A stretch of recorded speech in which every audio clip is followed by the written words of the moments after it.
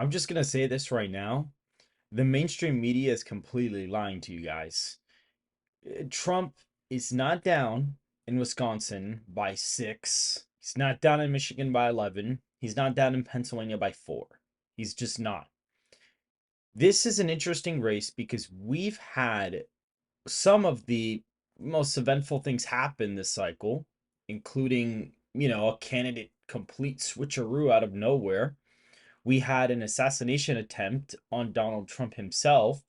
We had a disastrous debate performance from the incumbent president, who the new Democrat nominee is the vice president of.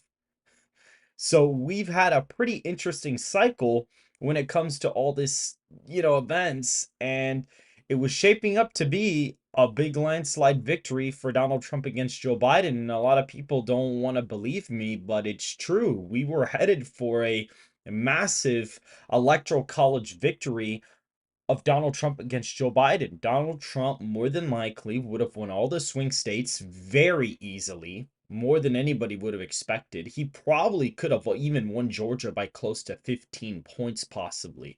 Like, it was getting pretty bad. It was not fun. Arizona, probably over 10 points. Same thing for Nevada. The Rust Belt would have been in the high single digits, maybe even Wisconsin close to 10.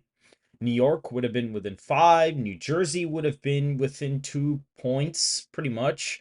Minnesota would have been a couple point victories. New Mexico would have been a very easy win. Probably could have even won it by over 5 points, to be honest. In Virginia, you had that. I mean, that is, and even right now, it looks like it's not even budging to move to Kamala Harris's direction either, based on the new numbers we have. And New Hampshire and Maine, I mean, you had polls that had Trump up by 6 there with tied electorates, even though Republicans always lead the electorates almost every single cycle there. So it was pretty interesting, but Donald Trump could have beaten Joe Biden really badly. And Kamala Harris more than likely has picked up a lot of these, undecided, not sure, or people who were just mad at Joe Biden being the nominee voters.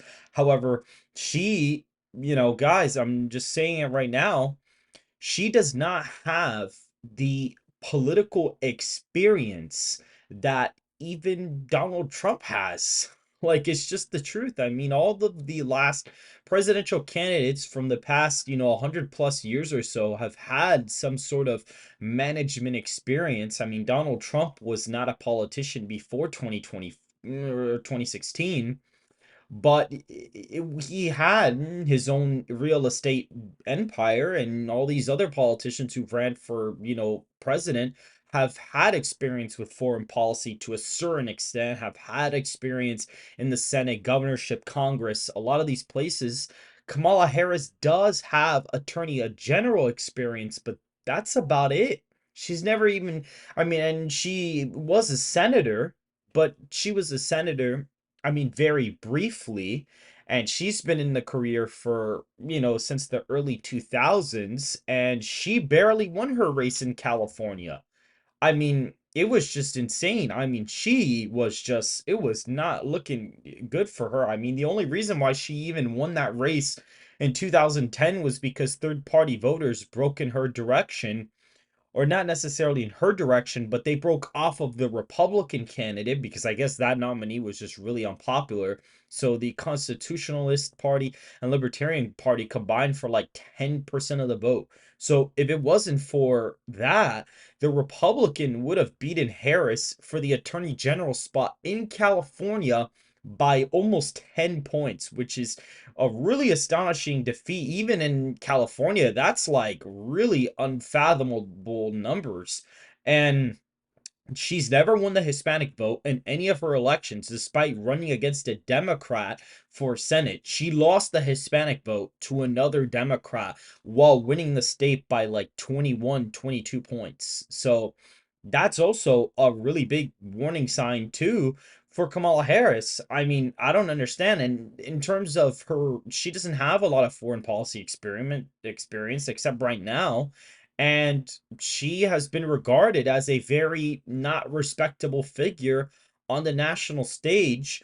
And when it comes to her getting the nomination, she was just slotted in there out of nowhere. I mean, they got rid of Joe Biden Not because he was old. I mean, he should have stepped down because of that, but that's not what it was. And even to an extent, it's not because he is old, it's because he doesn't have a lot of mental acuity left. But with Harris, it wasn't, they didn't swap him out because he was old. If that was the case, they would have done that before the primaries even happened, and our Robert F. Kennedy Jr. probably would have been the Democrat nominee. And nope, that's not what happened. They kicked him out after they saw it was politically inconvenient for them to have him there when he was down in New Mexico and Virginia internal polls. Once they had him down in those states, they were like, oh, he's no longer politically convenient for us to have around. So we're going to swap him out. That's what happened. It wasn't that he was old. It wasn't for the good of the country. It was because he could not win that race. He himself believed he could not be Donald Trump. And when it comes to presidential politics, having the incumbent, it tends to fare out better. Now, maybe Biden was in such a bad spot uniquely that maybe Harris is going to do better, which I expect her to do better. But to the point where she's up 7, 8 points nationally, 538 has her up almost 4 in the popular vote, or something like that. It's not true. Right now, Donald Trump is the favorite to win the race. And the reason why I can say that very confidently is because I've created my own polling averages for the national race as well as the swing states. And this is some sort of introduction to what I call the golden on point averages. And this is something that I hope can become mainstream after this cycle. And if I get the averages within, the margin of error of, the standard of 3.5 points, I'm going to basically be touting it as a mainstream aggregate for everybody to look at. And hopefully I can get some people to build a website for that in the future, for 2028 and even the midterms and stuff. But really, to be honest, if you all you got to do is just weigh all the data by the party ID. That's literally it. That's all you have to do. You just get all the polls, you weigh everything by party ID, you grade all the polls mathematically, and you also put a little bit more emphasis on the polls that have more, uh, you know, basically the polls that are polling more often, you give them a slightly higher grade mathematically because they're going to be more representative of the population because they're more of the sample in the last month. So when you do that, you grade by the error of margin, margin of error from 2020. You grade based on how many undecideds they have. So like the more undecideds they have, the less of a grade they get. You get more points the less undecideds you have. When you factor that in, my undecideds are very low. I have less undecideds in my average than even RCP does. RCP right now probably has a little bit over 5% undecided, somewhere around there. My average has like around 2.4% undecideds right now. And Trump is sitting at 48% to Harris's 45.3% right now. So it's like he's up in the national popular vote. He's up. I mean, it's just clear as day. He's up in the national popular vote. There are a lot of polls that have, D+5 and over samples that barely have Harris up. These are the same polls that underestimated him in 2016 and 2020. And if you're going to tell me that the polling is somehow magically going to be accurate this year, this just not true. It's not going to happen. Because when you look at the party IDs and you kind of pick target electorates, and we're not even picking crazy electorates either. We're picking stuff that's very, very similar to the 2020 electorates just to weigh it out fairly. And Trump's still massively overperforming. We even tested the same polls we have in the average now. We tested Wisconsin, and when you put the Wisconsin polls for Trump versus Biden 2020, the last month in the average, Biden's up by 2 points in my average, which is way better than 8.7 that 538 had, and is way better than RCP's 6.5% or 6.7 plus lead. Like, they're far better than those averages. That's a lot better. And they're both at, 46, 48. But I mean, the spread is way more accurate. And my national average for that race is Biden plus 5.2. And Wisconsin did vote to the right of the nation by 3.5 points, give or take. So even my national averages have been pretty spot on in, at least the Wisconsin one, comparing it to the 2020 spread of my average and Wisconsin. Yeah, I would have been able to predict that Wisconsin would have been voting to the right of the nation by 3.5 points. And so, again, it just doesn't make any sense when you have pollsters that are saying that right now, for whatever reason, you know, they have Harris up in the popular vote more than RCP even does. And 538, what they do is they grade their own pollsters based on how they feel they should be graded, and then they give them weightings that adjust the numbers. Like if you go onto their average, you'll look at August 23rd and you'll see there's a data point that has Trump at 37% and Harris like at 52, 53. There is no poll on that date in the list of polls that they've added in there that has them at that margin. There's no Harris plus 15 poll. But yet, for whatever reason, in their, average of polls, you'll see the data point. You'll literally see it in the average. So they're clearly weighting the polls themselves as to how they feel like it's going to be. And RCP, I mean, from what I've heard from Mark Mitchell from Rasmussen Reports, who we recently did a collab with, he told me that, they're a little bit more of an honest aggregator, which is fine. But I mean, they've still underestimated Trump because they don't weigh all the polls via projected electorate. And we're weighing for about a tied electorate. And it's very possible that the electorate could be more red than I even have it. I have it tied. And I actually think it's gonna be an R+1 electorate, R+2, but I'm putting it tied to be fair to Harris. And funny enough, we have Trump at 48 and Harris is at around 45%. And what's fascinating is that Harris is at her job approval rating. Her job approval rating on RCP is hovering around 45, 46%. And she's polling at 45% in my average. And the national job approval ratings of incumbents in either spot tend to be pretty accurate for the most part, which I think is really, really interesting.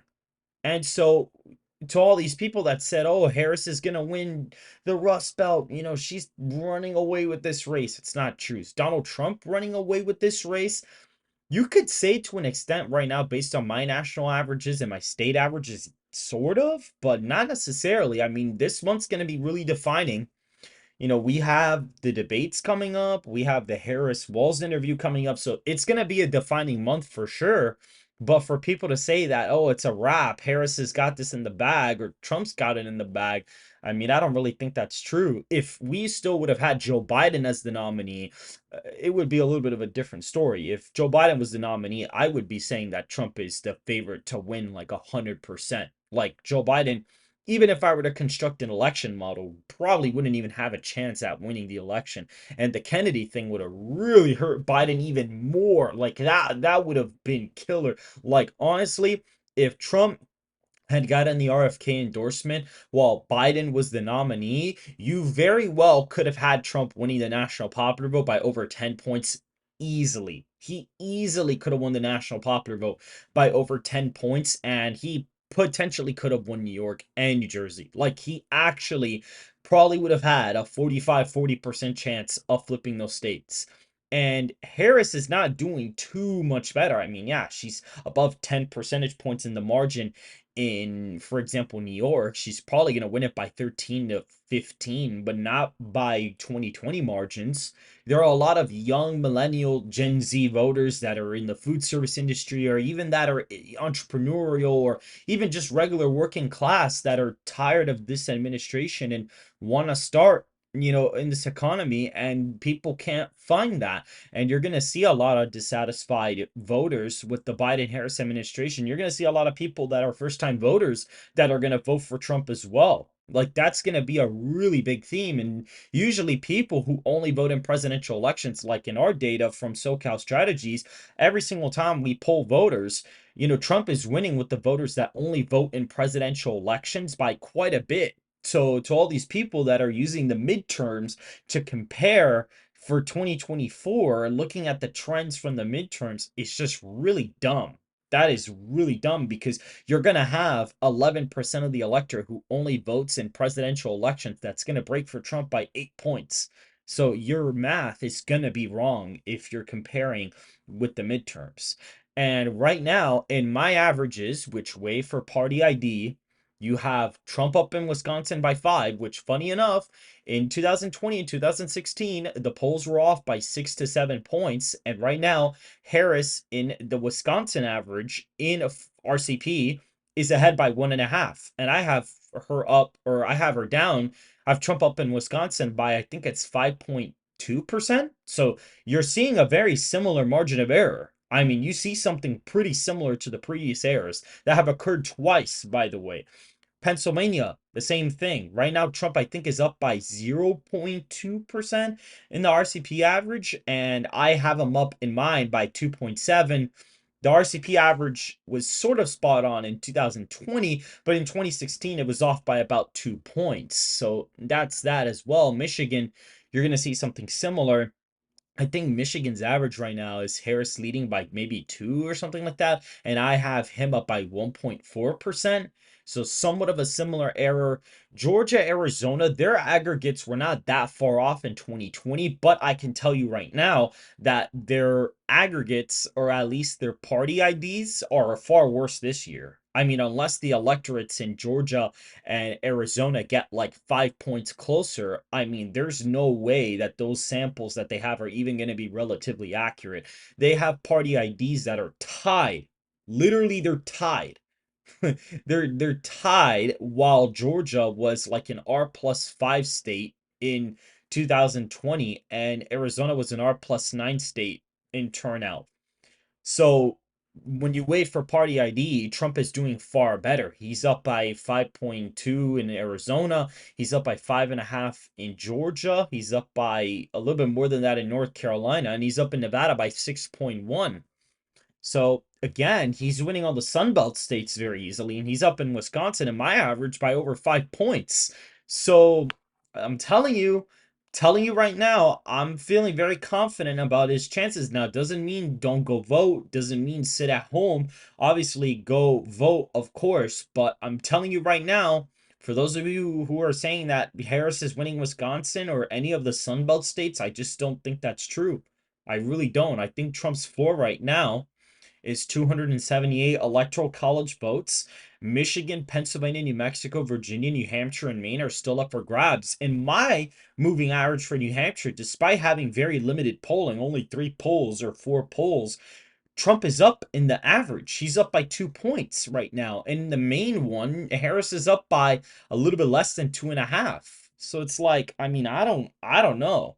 Like those may be a lot closer than people are thinking as well. And I'm getting my averages are similar to what Robert Barnes and Rich Barris have in some of these states. And right now, the only swing state I could tell you that, Harris is even doing remotely comfortably in is probably Minnesota. That's like the only one. That's literally the only swing state she is probably doing decently comfortable in. That's literally it.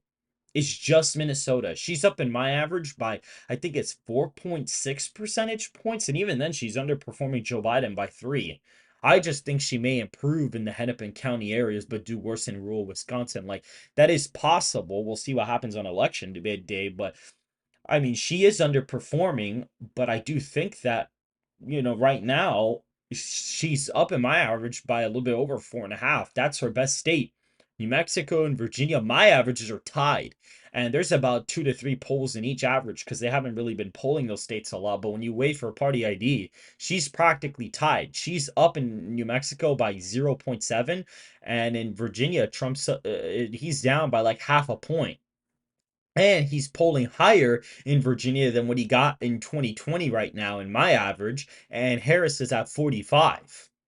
I guarantee you, if he did the aggregate for 2020 in Virginia, Biden would probably be up in that average by a lot. He'd probably be up in that average roughly by maybe 8 or 9, maybe 10.